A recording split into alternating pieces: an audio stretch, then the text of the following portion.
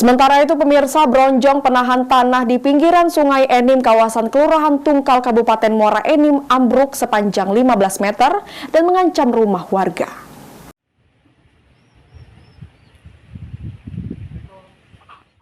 Bronjong penahan tanah di pinggiran Sungai Enim ambrol karena volume air sungai yang tinggi dan deras. Bronjong yang dibangun bertahap ambrol kurang lebih 1 tahun bertahan. Kondisi ini sempat membuat warga sekitar panik karena takut berimbas ke rumah mereka. Bronjong kurang lebih sepanjang 15 meter yang ambrol takut berimbas buruk pada rumah warga sekitar, Kelurahan Tungkal Kabupaten Muara Enim. Heri, pemilik rumah, mengatakan kalau kejadiannya pada sore hari saat isi rumah sedang pergi.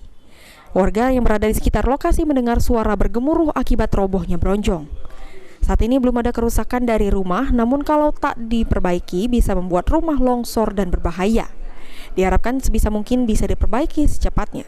Ini terdasar banyak besar di bawah itu pasir, tanah ini miring. Sudah situ baik kelanjutan. Banyak besar, jatuh, nurun air, tanahnya retak. Di bronjong ini nih ya? Iyalah, di bronjong. Jadi teko bronjongnya melok ya, 16. Ya melok 16 yang kira 14-15 lah. Daya bronjong atau penahan tanah pesisir sungai menjadi penahan tanah agar tidak longsor dan memberikan rasa aman bagi rumah warga yang berada di pinggiran Sungai Enim. Warga berharap kondisi ini harus cepat diperbaiki agar rasa aman warga sekitar bisa terjamin. Mardiansyah, PAL TV.